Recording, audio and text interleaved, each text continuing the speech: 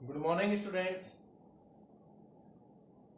आज हम हमारी जो सातवां चैप्टर चल रहा है पी ब्लॉक के तत्व, उसमें सल्फ्यूरिक अम्ल के रासायनिक गुणधर्म देखेंगे।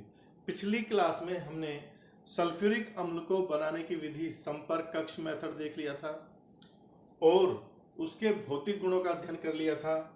वहां पर जो क्वेश्चन बनते हैं वो क्वेश्चन भी मैंने आपको बता दिए थे। आज हम इसके रासायनिक गुणधर्म देखेंगे। तो सबसे पहले तो H2SO4 है, जो क्या है H2SO4 का अम्लीय गुण, इस पर बात करेंगे। आपको पता है H2SO4 क्या है? एक द्विक्षारकीय अम्ल। इसकी क्षारकता कितनी है? 2। तो इस पर जो क्वेश्चन बनता है उसी की बात करेंगे अपन।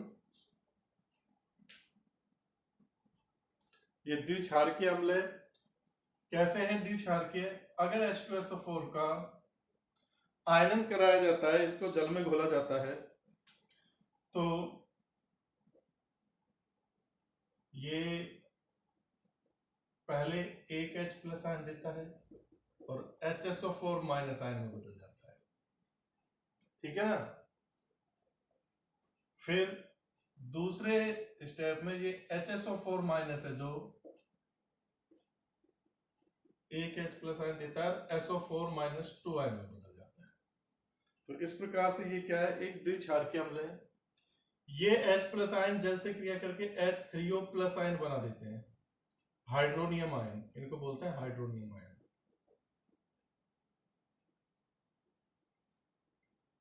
तो ये चीज तो आपको पता है कि 2 H प्लस आयन निकल सकते हैं। इसकी जो संरचना देखी थी उसी में पता लग गया था। 2 OH है तो दोनों OH वाली जगह से H प्लस आयन निकलेंगे। लेकिन यहां पर एक क्वेश्चन बनता है। क्या क्वेश्चन बनता है? क्या एक इंपॉर्टेंट बात है कि इस अभिक्रिया के लिए तो जो वियोजन आयनन स्थिरांक है इसका के अल्फा, अम्ल का वियोजन स्थिरांक, ये 10 से ज्यादा होता है, या यूं कह सकते हो 1 गुणा 10, हाँ 10 से ज्यादा होता है के अल्फा। इसको के अल्फा 1 मान लो, इसको के अल्फा 2 मान लो। जबकि ये जो रहता है ये बहुत कम रहता है, लगभग 1.2 इंटू 10⁻²। ये रहता है 1.2 इंटू 10⁻²। तो ये क्वेश्चन बनता है आपके लिए। क्या क्वेश्चन बनता है कि के अल्फा 1 मतलब प्रथम वियोजन स्थिरांक बहुत अधिक है के अल्फा 2 से। तो ये क्वेश्चन एग्जाम में पूछा जा सकता है। क्या क्वेश्चन पूछा जा सकता है कि सल्फ्यूरिक अम्ल के लिए अम्ल का प्रथम वियोजन स्थिरांक द्वितीय वियोजन स्थिरांक से बहुत अधिक होता है, क्यों? देखो, वियोजन स्थिरांक जितना अधिक होगा उतनी वो प्रबल अम्ल होगा, उतनी आसानी से वो H प्लस आयन देगा। तो यहां पर यही क्वेश्चन बनता है कि ये पहला जो H प्लस आयन है वो तो आसानी से त्याग देता है, लेकिन दूसरा H प्लस आयन वो नहीं त्यागता। तो आसानी से नहीं त्यागता, टूटता नहीं है, इसलिए तो ये कम है। देखो, इसकी वैल्यू कम है 10 की पावर, जबकि इसकी 10 से ज्यादा है। ये तो इससे बहुत बड़ी वैल्यू होगी। तो इसका रीजन क्या है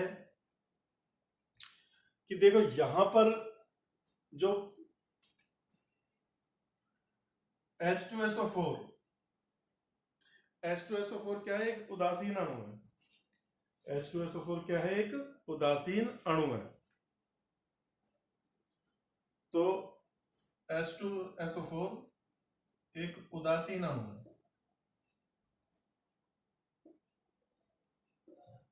इसलिए आसानी से प्रोटॉन या H प्लस आयन त्याग देता है, आसानी से H प्लस आयन त्याग देता है।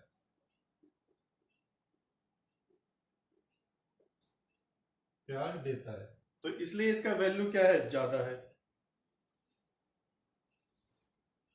अतः प्रथम वियोजन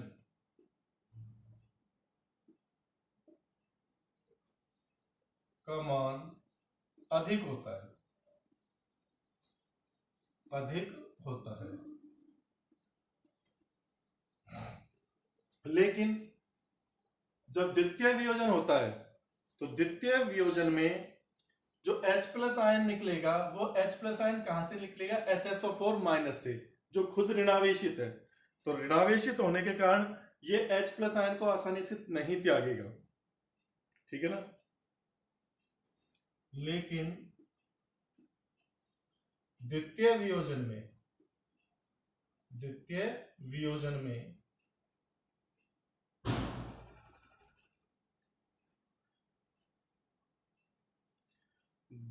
वियोजन में H plus ion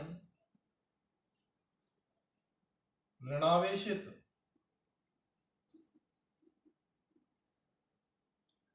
HSO4 minus आयन से निकलता है,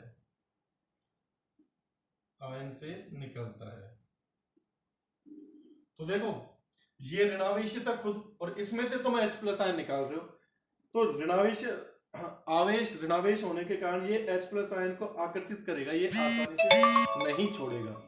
इस कारण से इसका जो वियोजन स्थिरांक है वो क्या होगा? कम होगा। इसलिए द्वितीय वियोजन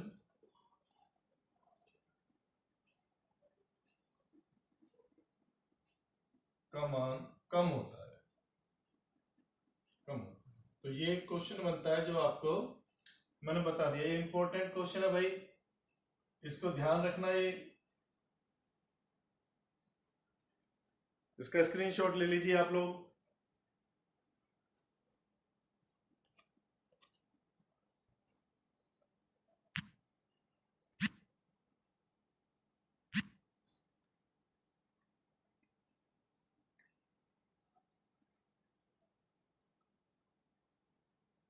ठीक है ना, ये आपका रीजन हो गया।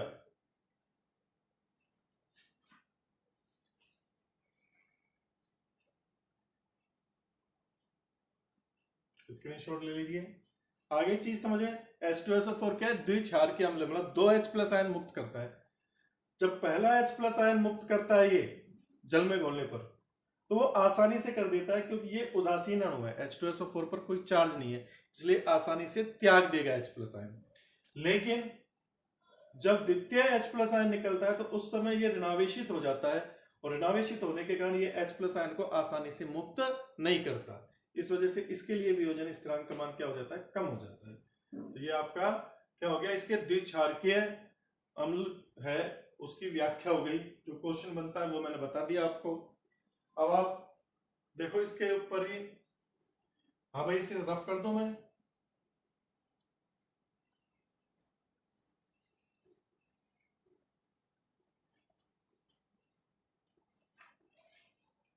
यहां पर देखो, H2SO4 द्विक्षारकीय अम्ल है, अतः ये 2 प्रकार के लवण बनाता है।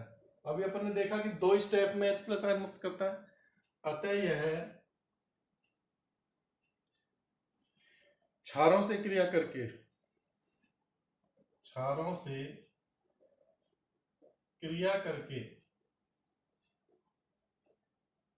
2 प्रकार के लवण बनाता है,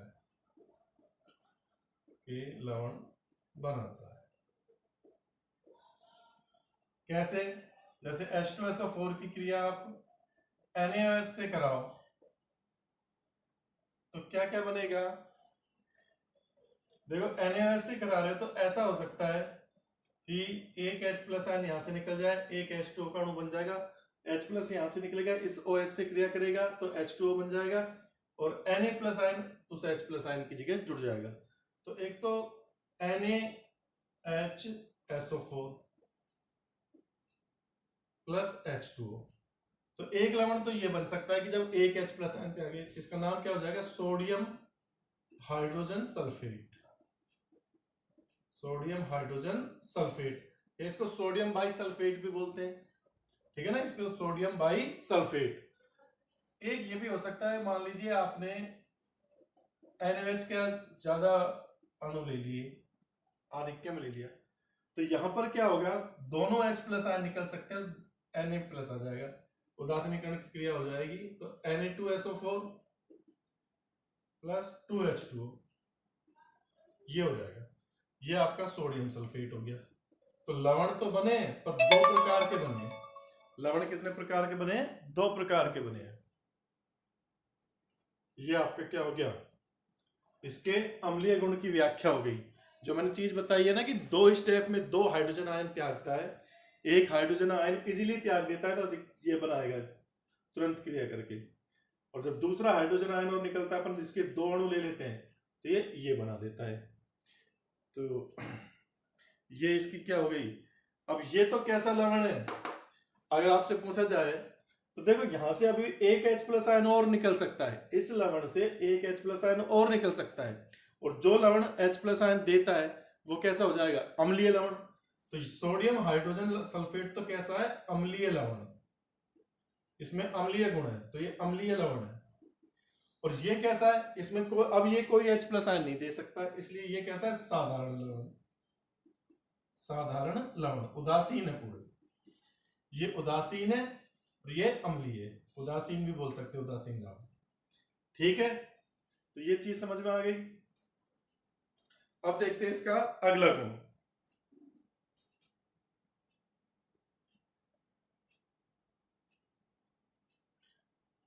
हाँ भाई, इसका स्क्रीनशॉट ले लेना। अब इसका दूसरा गुण देखते हैं।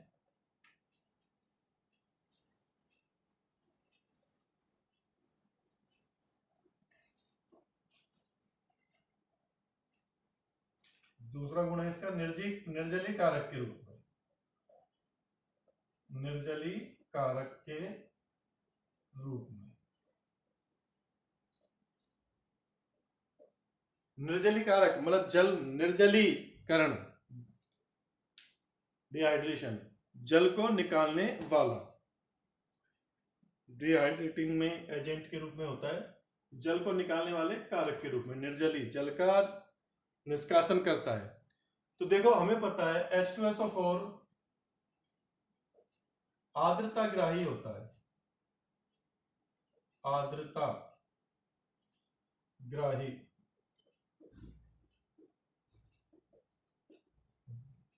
अतः H2O का अवशोषण कर लेता है,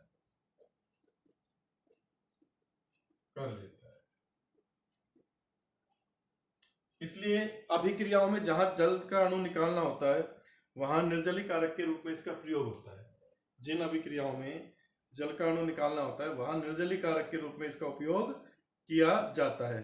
जैसे आपकी चीनी है C12H22 हो गया,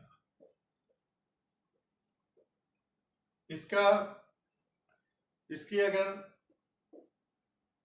सांद्र H2SO4 से क्रिया करा दी जाए, सांद्र H2SO4 के साथ इसको गर्म करें तो क्या होगा, इसमें से कार्बन अलग निकल जाएगा। तो कार्बन के अणु तो कितने, 12 कार्बन, और ये अलग निकल जाएंगे, 11H2 हो जाएगा, 11H2। तो देखो जल के अणु निकल गए निर्जली कारक के रूप।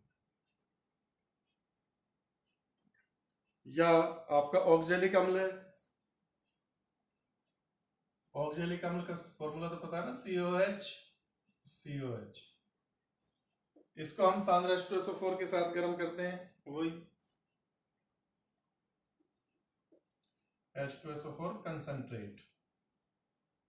क्या होगा, एक तो आपका H2 निकल जाएगा, H2 निकलने के बाद कार्बन मोनोऑक्साइड और कार्बन डाइऑक्साइड, तो देखो जल के अणु को निकालने का कार्य कर रहा है। या फॉर्मिक अम्ल HCOH, ये तो आपका कौन सा अम्ल है, ऑक्जेलिक, बता रखा है, और ये कौन सा है, फॉर्मिक अम्ल। फॉर्मिक अम्ल को H2SO4 के साथ गर्म करोगे, कंसंट्रेट, क्या होगा, एक H2O निकल जाएगा, ठीक है ना, और कार्बन मोनोऑक्साइड बन जाएगी, तो वो निकल जाएगी। तो इन अभिक्रियाओं से पता लग रहा है कि जहां पर भी हमें जल का अणु निकालना है वहां पर अपन H2SO4 को उपयोग में ले सकते हैं। स्क्रीनशॉट ले लीजिए इसका।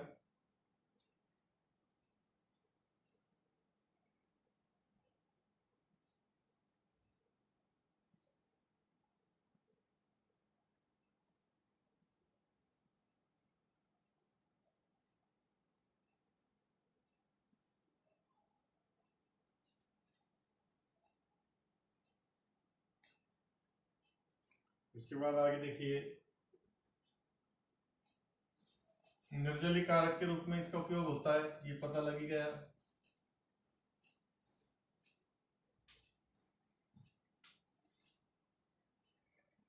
इसका ऑक्सीकारक गुण भी है, ऑक्सीकरण भी करता है।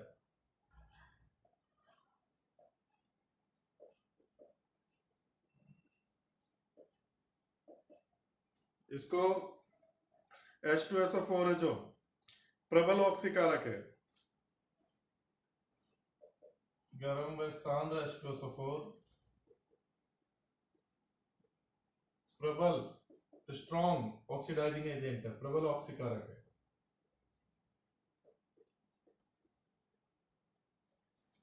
H2SO4 है, ये आपका H2SO2 H2SO2 में विघटन होता है और नवजात ऑक्सीजन देता है।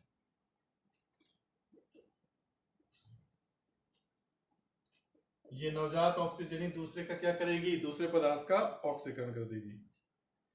तीसरा इसकी जो अभिक्रिया है वो अवक्षेपण अभिक्रिया है, प्रेसिपिटेट बनाता है।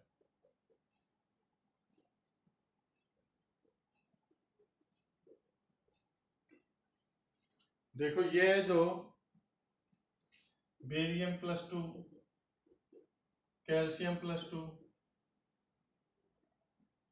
बेरियम +2 कैल्शियम +2 Pb +2 और आपके strontium +2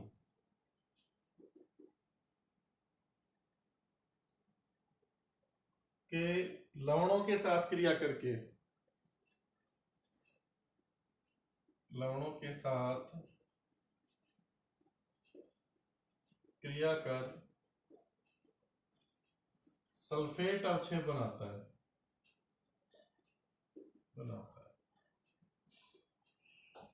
for example calcium chloride है, जैसे कैल्शियम का लवण है कैल्शियम क्लोराइड, इसकी रिएक्शन H2SO4 से कराओ तो CaSO4 का तो अवक्षेप मिल जाएगा और इधर ये 2HCl, ये तो अम्ल मिल गया हमें। देखो उसका अम्ल मिल गया हमें और यहां पर क्या बन गया, अपना अवक्षेप बन गया, कैल्शियम सल्फेट का अवक्षेप, ये अवक्षेप के रूप में मिलेगा। या आप बेरियम क्लोराइड की क्रिया कराओ BaCl2 H2SO4 से रिएक्शन कराओगे तो देखो BaSO4 का अवक्षेप मिलेगा और यहां पर 2HCl, दूसरा अम्ल मिल जाता है, ये अवक्षेप मिल जाएगा। ये भी इसकी अभिक्रिया अवक्षेपण अभिक्रियाओं में काम आता है। स्क्रीनशॉट ले लीजिए इसका।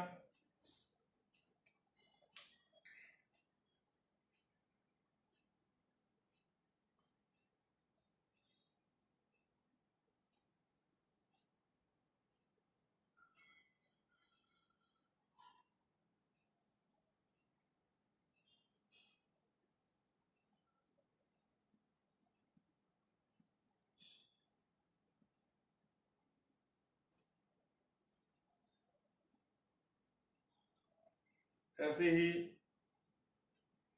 सोडियम एल्जिलेट से क्रिया कराओ, देखो COH CONA और CONA, अधिकतर ऐसी अभिक्रियाएं इसकी, तो क्या बन जाएगा, यहाँ पर ऑक्जेलिक अम्ल तो मिल जाएगा जिस अम्ल का लवण था, और ये क्या बन जाएगा अपना Na2SO4।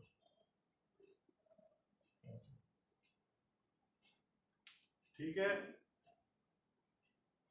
अब देखते हैं इसकी अधातुओं से क्रिया, कुछ अधातुओं से भी क्रिया देख लेते हैं।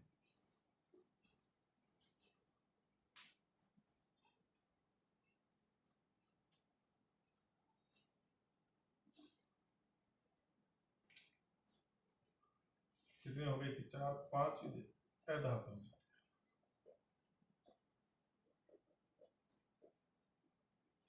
अधातुओं का ये ऑक्सीकरण कर देती है। सल्फ्यूरिक अम्ल जो अधातुओं से क्रिया करता है उनका ऑक्सीकरण कर देता है।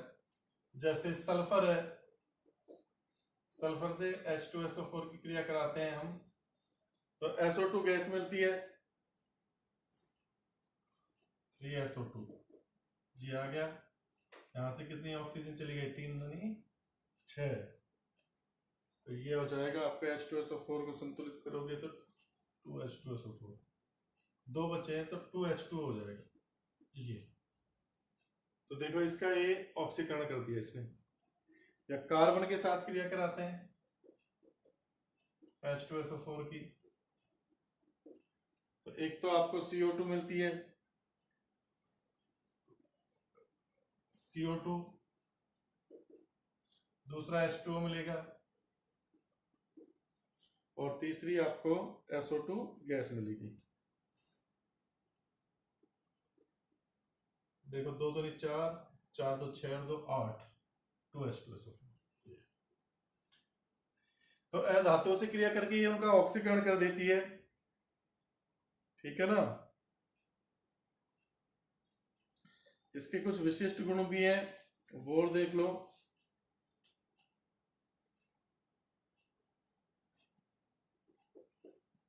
H2SO4 के क्या क्या गुण हैं? H2SO4 है जो निम्न वाष्पशीलता दिखाता है, निम्न वाष्पशीलता।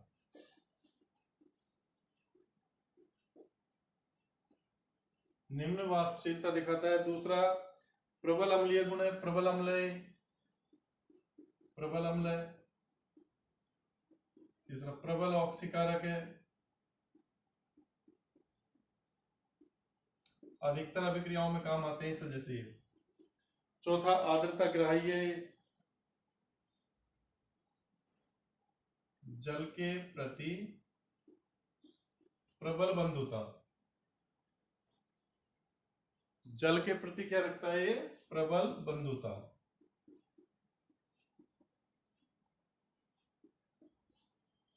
जल के प्रति प्रबल बंधुता है इसकी, आर्द्रता ग्राह्य है, ठीक है ना। ये H2SO4 के कुछ गुण हैं जो आपको ध्यान में रखने हैं।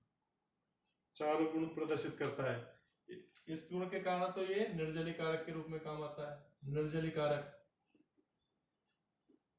ये ऑक्सीकारक गुण दिखा रहा है, ये अम्लीय गुण दिखा रहा है, पता ही आपको प्रबल अम्ल है। और निम्न वाष्पशीलता रखता है, इस कारण से जो उच्च वाष्पशील अम्लों के लवण रहते हैं उनको अम्ल में बदल देता है। वो उन लवणों से क्रिया करके उनको किस में बदल देता है, अम्ल में बदल देता है। तो स्क्रीनशॉट ले लीजिए इसका।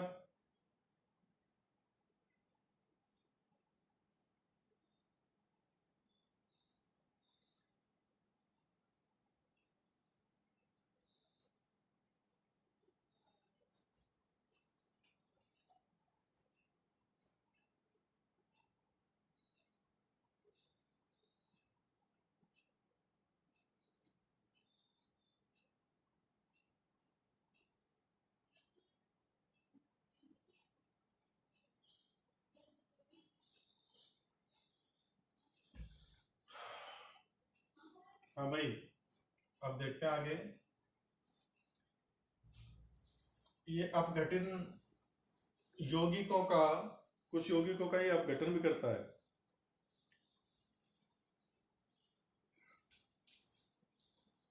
सात होगा अपघटन का गुण। ये किन किन यौगिकों का अपघटन करता है? ये फ्लोराइड,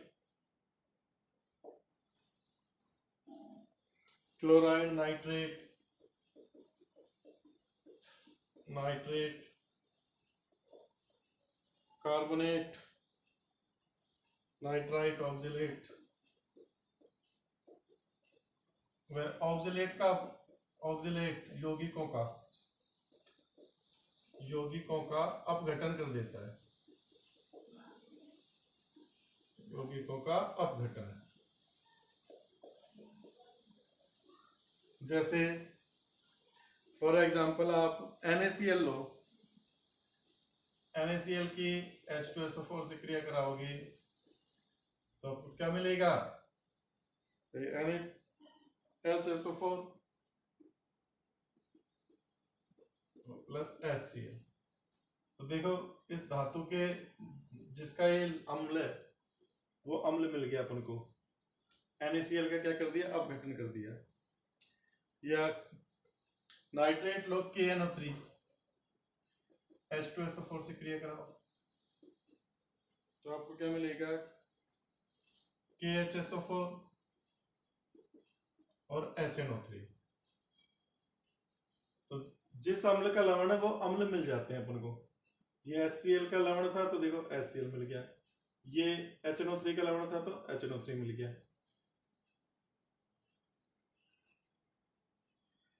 या NaNO2 की क्रिया कराते हैं, सोडियम नाइट्राइट की H2SO4 से क्रिया कराते हैं।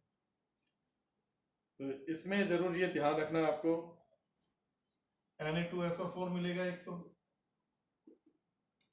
और ये जो NO2 के दो अणु हैं ये किस किस में टूट जाएंगे, एक तो NO2 का अणु मिल जाएगा, एक NO प्लस H2। तो अपघटन की क्रियाएं, ये सारी अपघटन की अभिक्रियाएं, ये आपके H2SO4 सल्फ्यूरिक अम्ल के रासायनिक गुण हो गए। ज्यादा रासायनिक गुण है नहीं। अब अपन देखेंगे इसके उपयोग।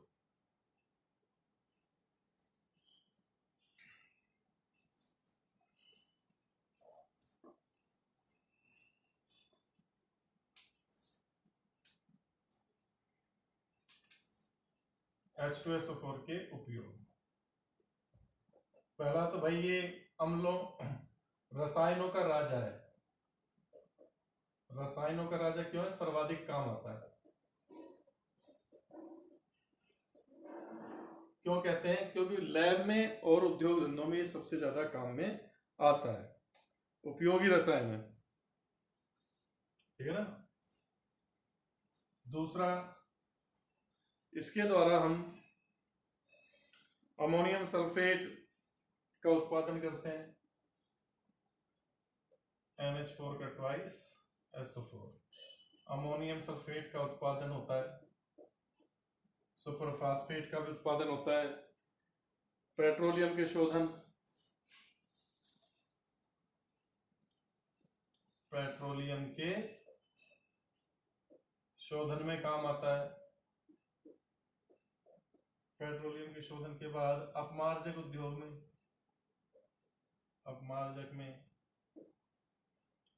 अपमार्जक के रूप में काम आता है। बैटरियों में काम आता है, ये भी बैटरियों में भरा जाता है, बैटरियों में। ये इसके कुछ उपयोग हैं। प्रयोगशाला अभिक्रमक के रूप में भी काम आता है, लैब रिएजेंट अभिक्रमक के रूप में, लैब में काम आएगा बहुत।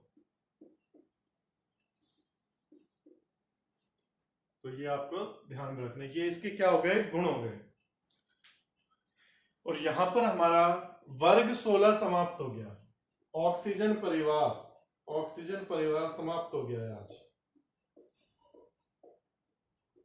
इससे टॉपिक को याद रखना। कल से जो हम शुरू करेंगे वो आपका हैलोजन परिवार है, 17वां वर्ग हैलोजन परिवार। फ्लोरीन, क्लोरीन, ब्रोमीन, आयोडीन, एस्टिटीन, टेंसिलियम, ये तत्व आते हैं। तो कल से अपन हैलोजन परिवार की बातें करेंगे। आज ये अपना 16 वर्ग समाप्त हो गया है। इसमें देखो सल्फर के ऑक्सो अम्लों के बारे में, उनकी स्ट्रक्चर, उनकी जो वो है स्ट्रक्चर आपको, और उनके सूत्र याद रखने हैं, एग्जाम में पूछे जाते रहते हैं। या जो अपन ने पढ़ी थी H2SO4 बनाने की विधि, वो भी इंपॉर्टेंट है। O2 और O3 के बारे में, या उनके जो भौतिक गुण है उनमें से जो क्वेश्चन बनते हैं मैंने आपको लिखा है वो सारे क्या है, इंपॉर्टेंट है, वो आपको ध्यान में रखने हैं। कल मिलते हैं, फिर शुरू करते हैं अपना 17वां वर्ग हैलोजन परिवार। कल से शुरू हो जाएगा।